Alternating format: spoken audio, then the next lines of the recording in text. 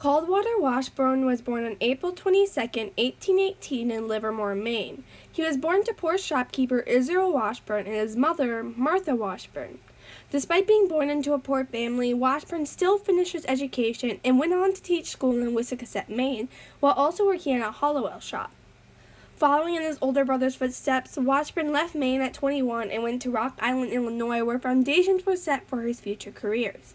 In Illinois, he got his law degree, then moved to Wisconsin, where he opened a law firm in the Cadwallader Washburn and Cyrus Woodman Bank in Mineral Point, Wisconsin. He also obtained financial interest in water, railroading, flour milling, and lumbering in Wisconsin, which he would take advantage of later in life. From there, Washburn started his career as a politician, serving in the 34th, 35th, and 36th Congresses under Wisconsin's 2nd Congressional District, and later the 40th and 41st Congresses under Wisconsin's 6th Congressional District, as the chairman of expenditures on public buildings.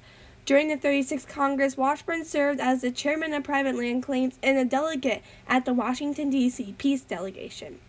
After serving in the 41st Congress, Washburn was then elected as governor of Wisconsin.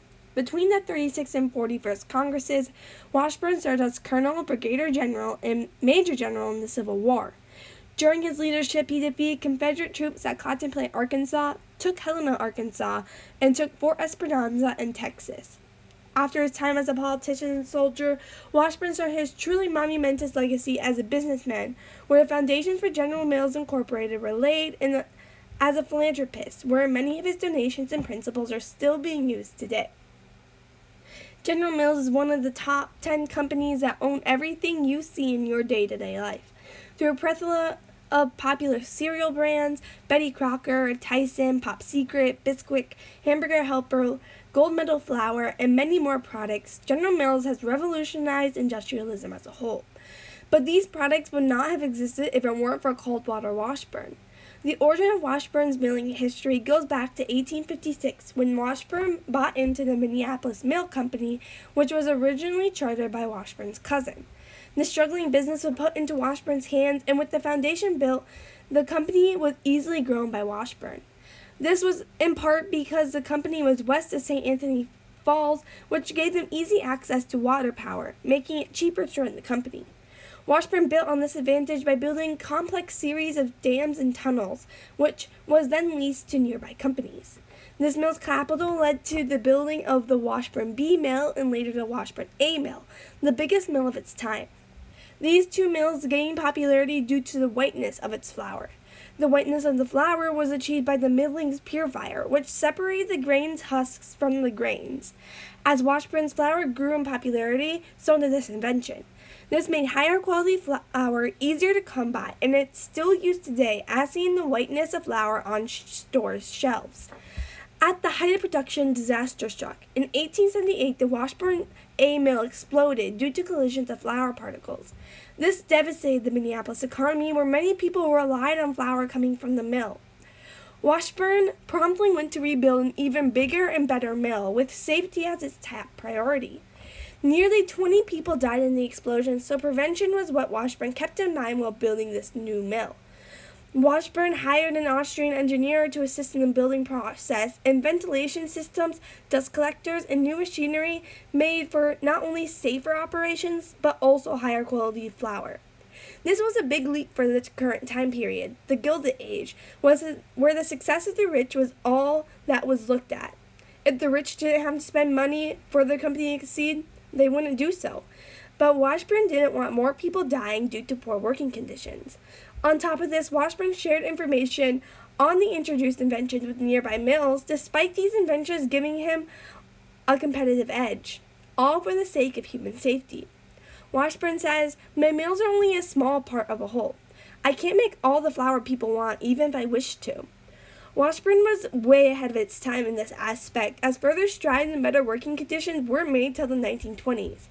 However, Washburn set the table for these future strides and thus contributed to better working conditions in the 1920s and today. All of Washburn's mills were combined in 1928 by James Ford Bell and renamed General Mills. This company thrived through the Great Depression and many other recessions, and has given life to so many people. However, this company could not have been started without Cadwallader Washburn and his gold medal flour. Washburn's sympathy for his workers carried over into his philanthropy. Right before Washburn died, he donated $375,000, or $11,153,051.47 in today's money, to build the Washburn Memorial Orphan Asylum. The idea to build the orphanage came from him seeing the impact of the explosion of Washburn A Mill had on the children of his now dead workers. This orphanage also had very high standards for that time period. All staff members had to abide by Washburn's ideals for his orphanage, which stipulated that no unbecoming language could be used and no smoking cigarettes. If staff members were caught doing this, they would be immediately fired. Further, children were provided with fresh fruits and vegetables from a garden on the grounds and milk from local cows. Children were regimented here compared to other orphanages, and children were also not abused, which was common during this time period. Washburn also didn't want discrimination, saying that the orphanage was to serve children without question or distinction to age, sex, color, or religion. Again, Washburn set a model for future treatment for orphans where they are treated as kids and not as prisoners. When the orphanage closed, it was used as a foster home placement agency and later turned into the Washburn Center for Children, a company that is still in business and promotes the mental well-being of children.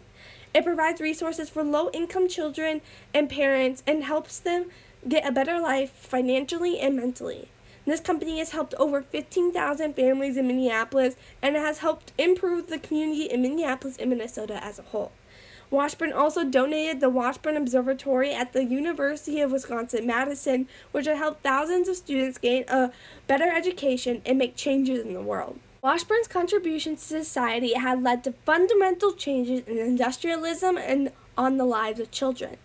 Through setting the foundations for General Mills, which has products many people rely on in many charity work such as Standing for Good and Beating Hunger in Africa, Washburn also promoted new inventions and helped millions of people and children through his orphanage and observatory.